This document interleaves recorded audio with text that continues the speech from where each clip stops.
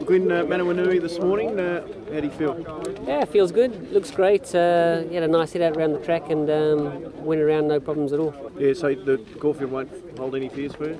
I don't think so. He didn't give me any indication that he'd have any trouble with the track. Obviously, race conditions will tell, but I'm very happy with him. His form's impeccable going into it. It seems to be the big three from Sydney. Whereabouts do you rate him?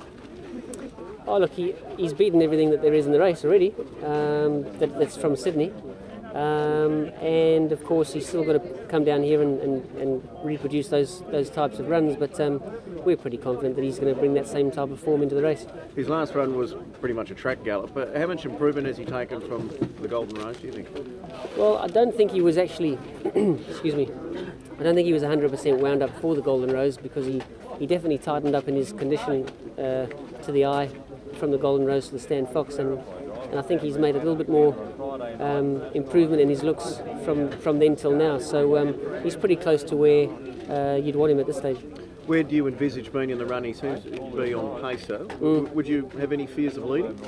Look, he's led his last two starts, and he's won both of them. So it doesn't really hold any fears for me where I end up in the run. But ideally, we'd probably like a little bit of a card into the race. But if there's nothing that's going to do that, then I wouldn't mind taking it up at all.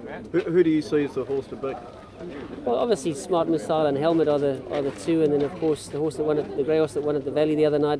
He's obviously got some good form behind him as well. But obviously a lot's going to come down to the barrier draw and where everything's going to end up in the run. Is he a bit underrated, this fella, do you think?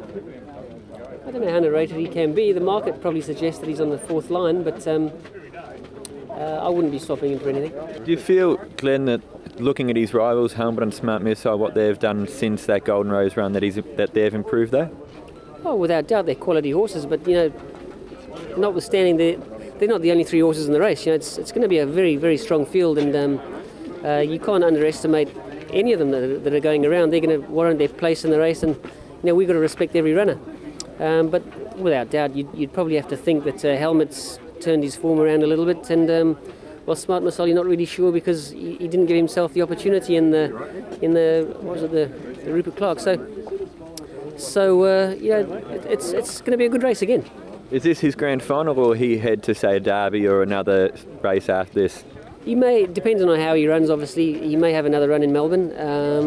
He seems to have settled in very well, so we'll take it as it comes. But at this stage, we'll take the races in front of us and work on it from there. Does he give you the impression that he could stretch out to further than the 1600?